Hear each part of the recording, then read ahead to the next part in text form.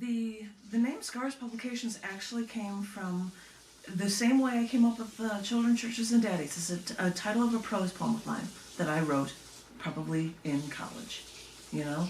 And I just thought it was a cool sounding title. That was all it came from. And I've liked it. I've stuck with it. It sounds cool. And as I had said, since I've had like cc&d for so long, it's like it's my baby. I feel so comfortable with it. And as time would go on, I would look for ways to be able to share the written word with as many people as I could. So when I ran my open mic, I would even tell people, if you have a short poem, like 10 lines or fewer, there's a good chance, if I can pull it off, that I, as hosting an open mic, may read your things. And I would put it up in a YouTube video, and I would send it out to them, just because I want to be able to get writing out there more. And I'll link it to the magazine online, and we hope you like it, and they all do. But, I just try to do something more. I started cc&d as just a saddle stitch. You staple some pages together. And as time wore on, I was like, wow, I can do these things and have them as printed books through Amazon, because I have friends in the UK and throughout Europe. They could actually order it and not pay an extra $25 shipping just to be able to have something printed in the States sent to them. So it has grown a lot in that way, but it has been a way for me of looking for different ways to try to get stuff out there. When I was living in Chicago and I had access to it, I tried to have radio going on for a little while. I have no idea how many people listened to it. It ran till 2009, I think. I can't remember the years, but it was just a way for me to be able to get stuff out for people, so they'd have more opportunities to be able to hear poems, the written word, in different ways. I tried. I don't know how successful I was at it, but I tried. Yeah?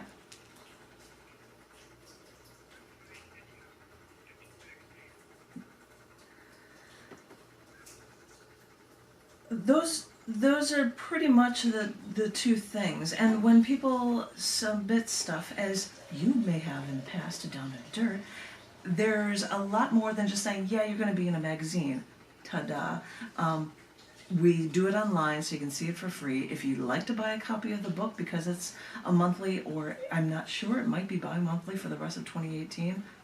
We haven't figured it out yet, but not only is it in print and online, but we also have a section at scars.tv, fun website. I figured if I'm going to be having video, then having a TV extension for Scars has to sound kind of cool. But we have a section called the writing section. It goes to either magazine. If you've got something accepted, your name is going to appear in the writing section, and you can just click and look at all of your writings and click on your writing and see it in the other frame, in the framed web page. I think that's everybody's favorite part of the site, to be able to have their writing published online. But I don't mind it at all, and we list links to, it's going to appear in this issue, or it appears in this book. But not only do we do those things online, we also will release issue collection books. Hey, there's 4 issues, if it's quarterly or a half year or whatever, and you can have a large volume of all these things all put together for you if you like. Also, since the beginning with Scars Publications, we would release an annual collection book. It used to just be one collection book because I just ran cc&d and it was a smaller thing, but now it might be 2 for being able to have long stories or flash fiction and poetry or whatever, but I would do an annual collection book as well, which anybody who is published in one given year, their writing might be selected to appear in that as well. So yeah, it does a lot, doesn't it? and that's something people ask. There's something people ask a lot. It's like, wait, do I have the rights to my work if I gave it to you? And all I say is, you always have the rights to your work. You've only given me the permission to broadcast it for you. And maybe you'll be published somewhere else, and we'll let you know. And you can do whatever you like. You might say, I don't want to be in the writing section anymore. Okay, then I'll delete you.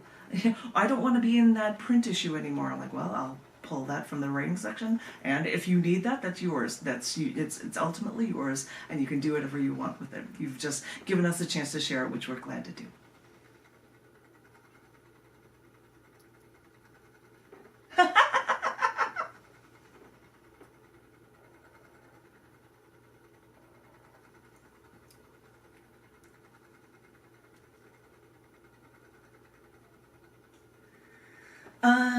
job had to change. When my husband was working in the pharmaceuticals industry, Pfizer might come in like a big monster and be like, I'm going to take over your plant. Even though you guys might be a company that created Celebrex or whatever, we're a big company. We're just going to come in and swipe that up so that we can claim all the profits of this drug sales in the future. Well, this happened once in Chicago, and he lost his job, and he was able to stay and work at another place and be able to do well in Chicago still. And then Pfizer comes along and they buy up his plant again, the second plant in Chicago.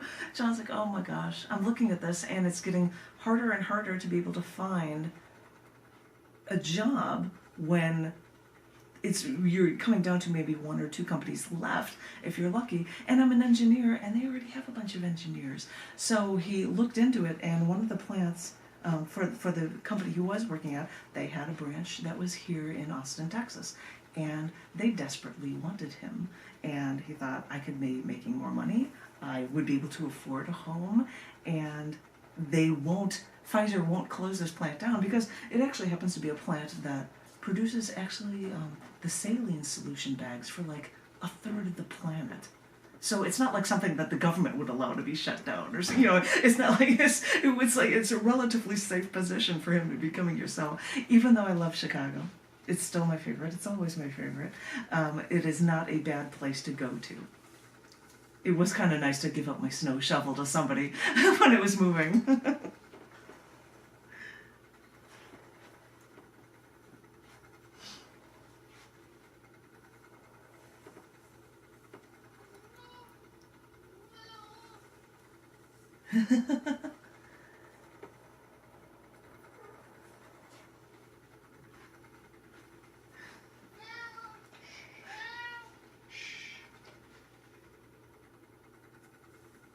My crowning achievement.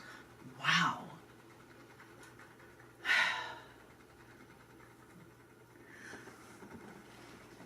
Well, I always enjoyed singing, but that was more of a, just a fun thing to do, even though I enjoy it. And I'm also really blessed, because after working with my friend's husband and my friend for music, I end up marrying a man who is a great, great guitar player. It's a great story about how we had met, because I had just described to you how I was a computer science engineer when I started off schooling, and I decided to go into a more creative route. Well, he was a man that wanted to be a rock star. He was a really good guitar player, but he looked into it and he thought, I want to be a photojournalist. And he was doing this, but then he said, I have to actually, straighten myself out and get myself, a more stable thing. And he went into engineering. So we basically have the same tendencies in both of us, but just have a flip of how we've done things. So he is more in the engineering sense during the days, and he's got a piano and he's learning to play the piano. But we just did a 2-hour show at a wine bar a month or two ago, and South by Southwest is a huge week-long celebration of music and performance art that's in Austin.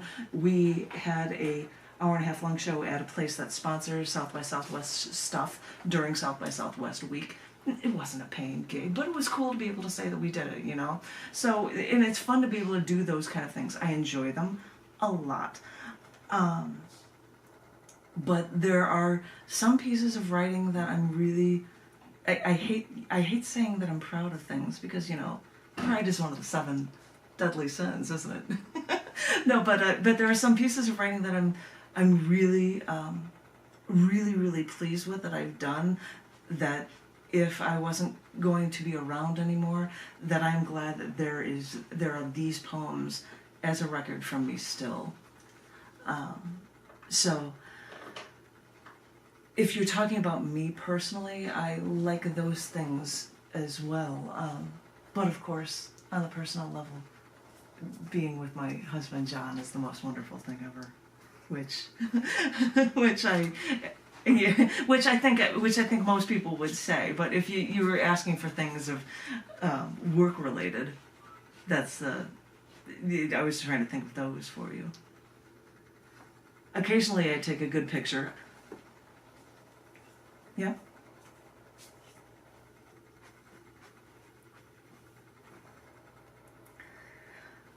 I, I, I, I sat in the snow for hours watching penguins run down a hill to jump into the water.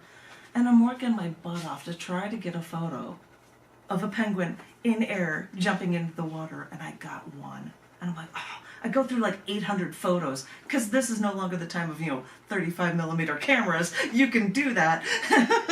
But I finally got one. I'm like, beautiful, which actually might be the cover of my book when it's done, this penguin jumping into the Southern Ocean. Every once in a while you'll get a good photo. Like that art collection book. Yeah, I was going to say, like that art collection book, we went to Alaska to see the Aurora Borealis, and I've got a great shot of the Aurora Borealis going on. And, and it's a pain in the butt to have to wait out in the bitter cold and figure all this out, but it was great that we did it, and I've got a print of it in entranceway to my house. And so every once in a while you get a good photo, so exactly.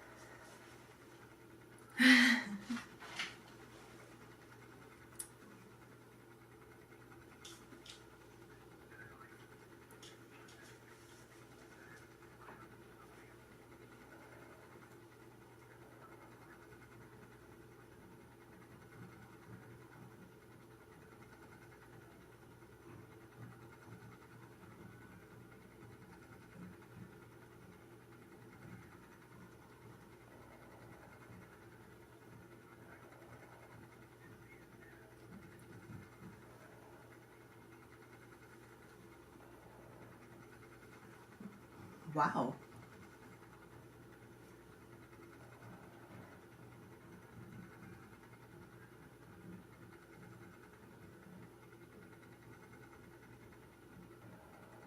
Hello. Now you actually hear my voice.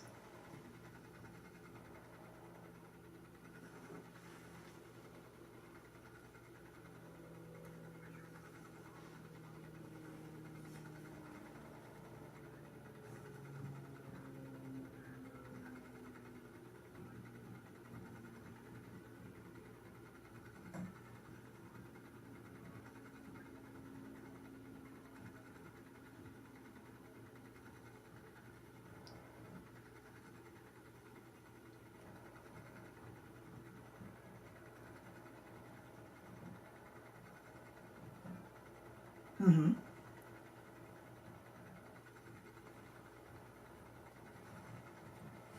Right.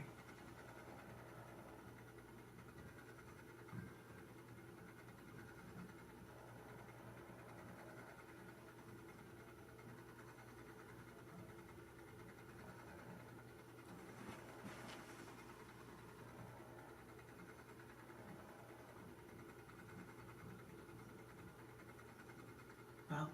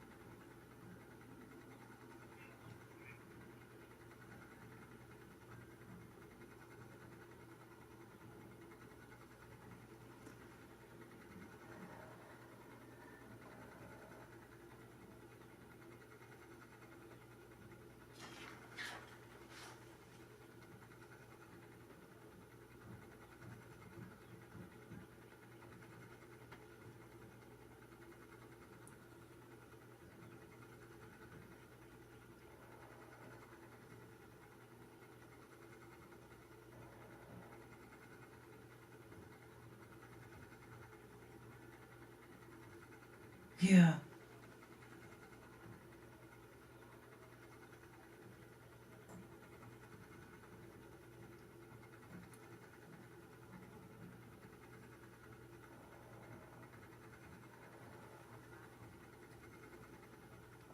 Mm-hmm.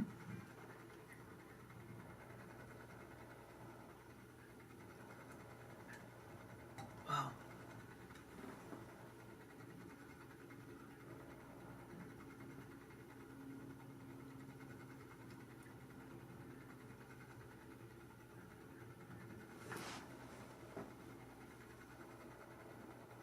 Yeah.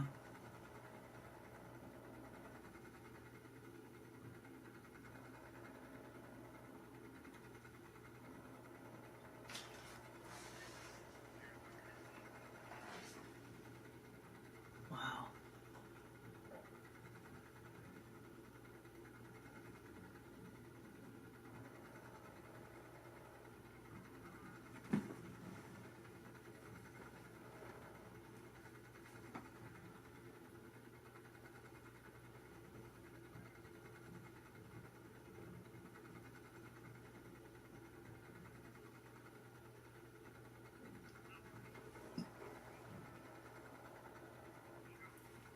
Mm-hmm.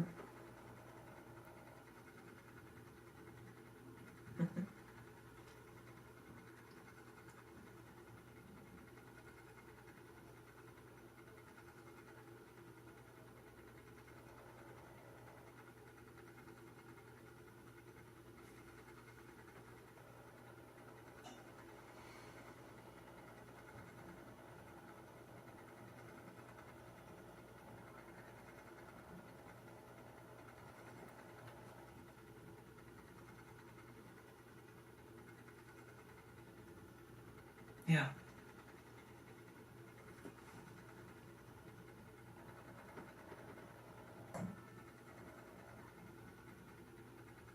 Wow. Wow.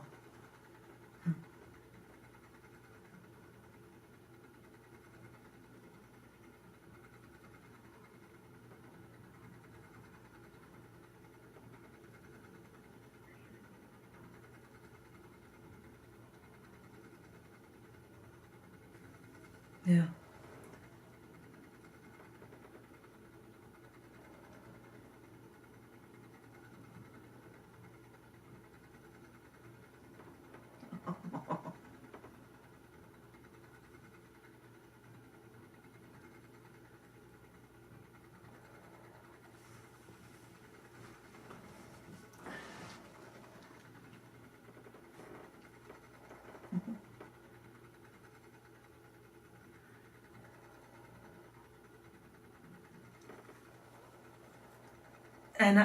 And I want to thank you very much. And I know that it can be very hard, especially if it's something that you don't normally do, to write things down. But I greatly appreciate your being able to understand what it's like to go through something like that. Those emotions are scary. You're absolutely right. And as you may have learned from that one time, sometimes you just have to write it down because you don't know what else to do. And so I thank you. So I thank you very much for sharing that with me. Thank you.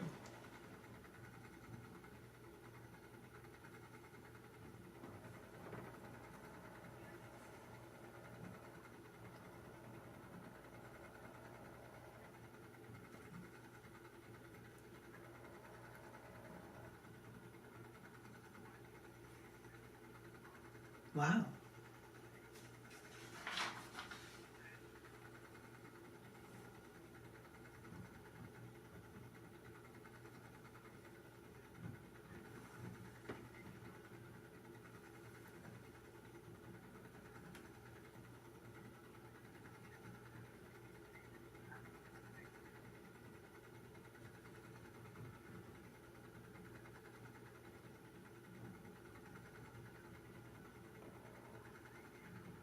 Right.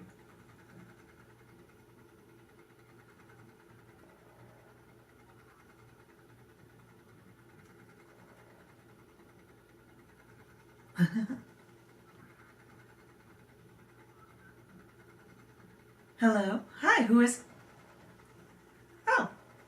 Hello, hello.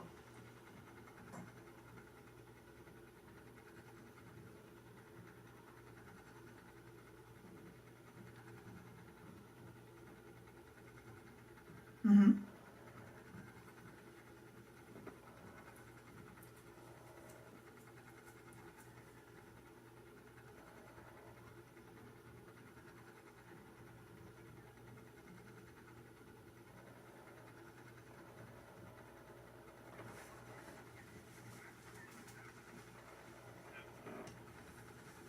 Really?